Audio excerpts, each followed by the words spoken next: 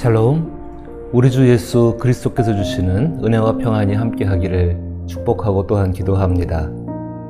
하나님의 은혜와 또 교회와 여러분들의 배려 가운데 휴가를 잘 마치고 이제 내일 주일 준비하면서 이렇게 또 영상으로 얼굴을 뵙습니다. 오늘 함께 읽고 묵상할 말씀은 마태복음 24장 37절로부터 39절 말씀입니다. 제가 말씀을 읽어봅니다. 예루살렘아 예루살렘아 선지자들을 죽이고 네게 파송된 자들을 돌로 치는 자여 암탉이 그 새끼를 날개 아래에 모음같이 내가 네 자녀를 모으려 한 일이 몇 번이더냐. 그러나 너희가 원하지 아니하였도다. 보라 너희 집이 황폐하여 버려진 바 되리라.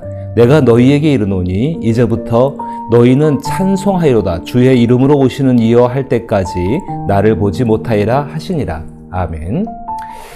이 본문은 주 예수께서 화 있을진저라고 말하면서 유대 종교의 지도자들, 바리새인들과 서기관들을 책망하시고 난 다음에 그들의 활동의 모든 중심지대는 예루살렘 성, 하지만 곧 멸망을 당한, 하지만 분명히 피할 방법이 있음에도 불구하고 그 안에서 그들의 것을 바꾸지 못하는 그 성을 바라보시면서 하신 말씀입니다.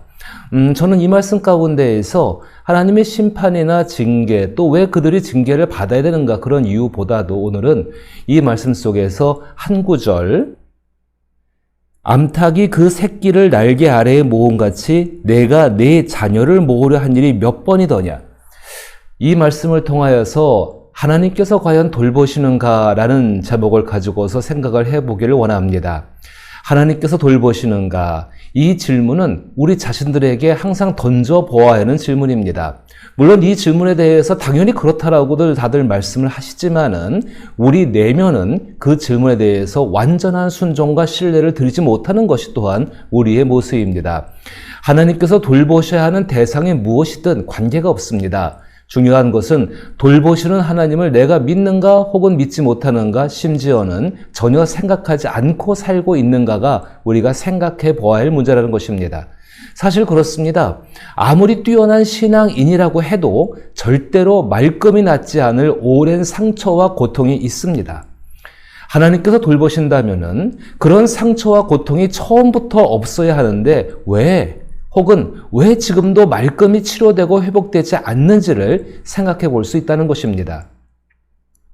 지난 휴가 기간 동안 계속 떠오르는 생각 한 가지가 있었습니다.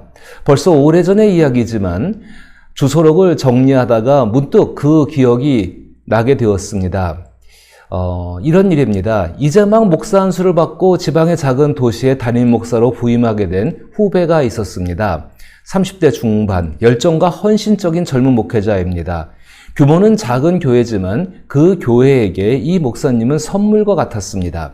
그런데 부임한 지 얼마 안 되어서 사모님이 아기를 가지게 되었습니다. 참 축하할 일입니다. 아기가 잘 출산하였고 아기와 함께 산후조리원에서 요양을 마치신 연후에 이제 집으로 돌아오는 길에 백주 대낮에 음주운전 차량에 의해서 목사님의 차량이 폐차해야 될 정도로 큰 사고를 당했습니다. 그리고 이제 장례식장에서 목사님을 만나게 됩니다. 그 목사님은 그때 저에게 이렇게 말했습니다. 정말 하나님이 계시는 건가요? 계신다면 왜 돌봐주지 않으시는가요? 왜? 벌써 20년이 훌쩍 지난 일이지만 그 말을 들을 때 저의 마음에 있던 아무리 힘들어도 그렇지 어떻게 하나님께 왜라고 할 수 있을까라는 생각은 지금도 생생합니다. 사실 그때 나에게는 지워질 수 없는 상처와 고통이 있는 줄을 몰랐던 것입니다. 그래서 하나님께서 돌보신가라는 질문에 항상 그렇다라고 말할 뿐 정말 그런가라는 답을 찾기 위해 성경으로 돌아가지는 않았던 것 같습니다. 우리 사랑하는 위더스 교회의 성도 여러분, 하나님께서 우리를 돌보신다는 것은 하늘에 해가 떠 있는 것처럼 명백합니다. 그런데 그 돌보심을 내 자신이 신뢰하고 그것 가운데 살아가는 믿음의 삶은 조금 별개의 문제입니다. 특별히 내 안에 도저히 지울 수 없는 상처와 고통과 특별히 고난이 있다고 한다면 그 믿음은 흔들리기가 쉽습니다.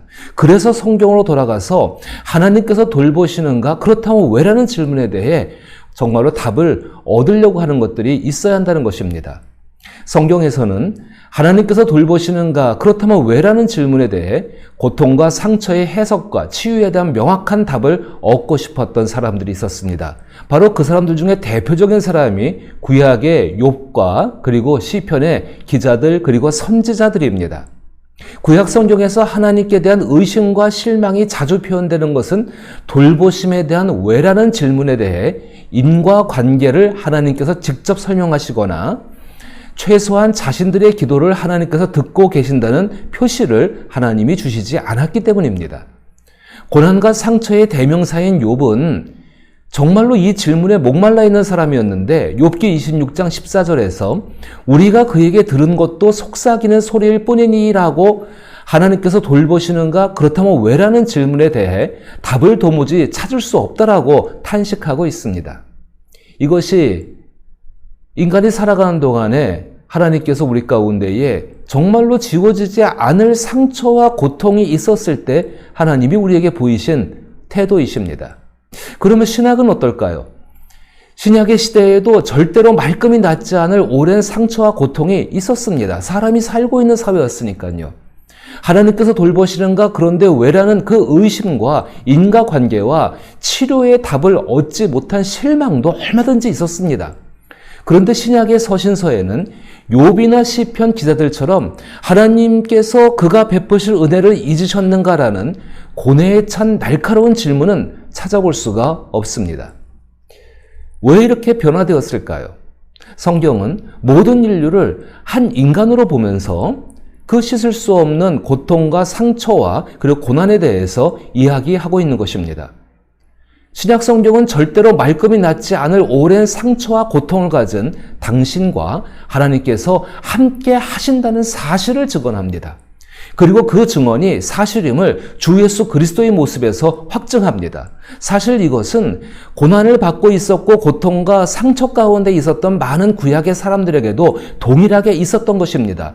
그런데 히브리서의 말씀 그대로 그들은 정말로 그 약속, 하나님이 함께 하신다는 약속을 얻지를 못한다는 그 약속에 대한 증거를 갖지 못한 사람이 바로 구약의 사람들입니다. 따라서 우리는 모든 해답을 주 예수께로부터 찾을 수가 있습니다. 주 예수는 고통과 상처의 문제에 대해서 철학적이거나 해석학적이거나 그럴 수밖에 없다는 당위론으로 말하지 않으셨습니다. 주 예수는 고난과 상처의 문제를 실존적으로 답하셨습니다. 주 예수는 자신에게 일어나는 일들에 대해 인과관계를 따지지 않으셨습니다. 주 예수는 자신에게 일어나는 일들에 대해 인간의 감정과 의식을 가지고서 반응할 뿐이었습니다. 주 예수는 세상의 모든 고통의 문제를 해결하지 않으셨습니다. 단지 지구의 작은 모퉁이에서, 그것도 갈릴리 작은 동네에서 하나님을 찾는 몇 사람을 고치셨을 뿐입니다. 그러나 친구인 나사로의 죽음에는 슬픔으로, 질병으로 괴로워하는 사람에게는 같은 괴로움으로, 고난을 당하는 사람에게는 고난받는 사람으로, 상처가 있는 사람에게는 상처 입은 치료자로서 모두 개별적으로 반응하셨습니다. 그것이 무엇을 의미할까요? 그런 주 예수의 반응, 그리고 그 예수의 얼굴에 나타난 표정은 하나님께서 어떻게 느끼고 계시는지 알려주고 있는 것이었습니다.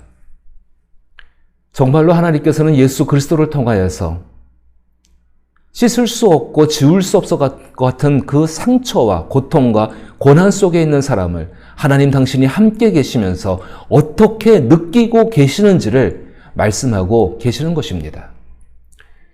주 예수는 자신이 해야 할 일들을 하셨습니다. 자신이 하실 일이 사라지지 않는 고난과 고통과 상처를 가진 사람에게 장차 어떤 일이 될지를 잘 알고 계셨습니다. 그 중에 가장 확실하게 드러나고 있는 것이 오늘 읽으신 본문입니다. 다시 한번 제가 읽어보면은 예루살렘아 예루살렘아 선지자들을 죽이고 너희 파송된 자들을 돌로 치는 자여, 이미 저주받기에 합당한 사람들인 것입니다. 그리고 저주받기에 합당한 사람들 가운데에서 아무것도 모르거나 정말 어린 병아리 같은 사람들은 힘없이 같이 공동 멸망을 해야 되는 처지입니다. 그런데 암탉이 그 새끼를 날개 아래에 모음같이 내가 내 자녀를 모으려 한 일이 몇 번이더냐. 그러나 너희가 원하지 아니하였도다. 보라, 너희 집이 황폐하여 버려진 바 되리라. 내가 너희에게 이르노니 이제부터 너희는 찬송하여다. 주의 이름으로 오시는 이여 할 때까지 나를 보지 못하리라 하시니라. 주 예수께서 어릴 적 갈릴리 시골에서 흔하게 보셨던 이미지, 암탉이 그 새끼를 날개 아래에 모은 같이라고 표현하고 계십니다. 때로 화재로 헛간이 무너졌습니다. 불이 꺼진 후 농부가 보니 암탉이 날개를 편 채 바닥에 엎드려져 죽어 있습니다. 농부가 죽은 닭의 사체를 들추자 병아리가 그 아래에서 기어 나오는 것입니다. 어미닭이 생명을 바쳐 불 속에서 병아리를 돌보았던 것입니다. 주 예수는 어릴 적부터 이것을 자주 보아 오셨던 것 같습니다. 예수님은 고통과 상처와 고난의 문제에 대해서 해답을 말씀하지 않으십니다. 대신에 하나님께서 우리와 함께 고통과 상처와 고난을 당하신다는 신비로운 확답을 십자가와 부활을 통해 말씀하시고 보여주셨습니다. 예수님은 자신이 혼자가 아니며 의문과 실망 속에서 하나님은 신뢰해도 좋은 분임을 한 인간으로서 보여주신 것입니다. 이제 예수님 때문에 나는 하나님이 나의 처지를 진정으로 이해하신다고 믿을 수 있게 된 것입니다. 머리 위로 불타는 움막이 무너져 내려도 말입니다. 현재의 나의 겉모습이 어떻게 보이지든 간에 이미 나는 하나님의 날개 그늘 아래 있다라는 것입니다. 의심과 실망이 없으면 좋겠지만 그때마다 주 예수의 얼굴을 생각할 수 있고 그 예수 그리스도의 얼굴을 바라보고 우리는 그 안에서 그 예수 그리스도의 얼굴 안에 담겨진 하나님의 얼굴을, 하나님의 느낌을 느낄 수 있다는 것입니다. 하나님의 돌보심, 모든 것을 다 주시고서도, 모든 것을 다 베풀어 주시고도 무엇이 부족함이 없는가 하여 살피시는 그 얼굴이십니다. 그분이 즉각적인 도움을 주지 않는다면 그분 안에서는 어떤 일이 벌어지고 있을까요? 또 장차 그 잠깐의 인내의 시간을 지난 연후에 우리에게 무엇을 예비해 놓으셨을까요? 하나님께서 돌보십니까? 그런데 왜?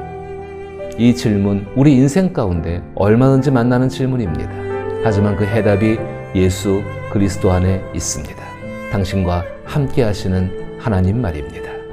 그 하나님으로 기뻐하고 또 내일 주일에 뵐 수 있기를 나사렛 예수 이름으로 축복합니다.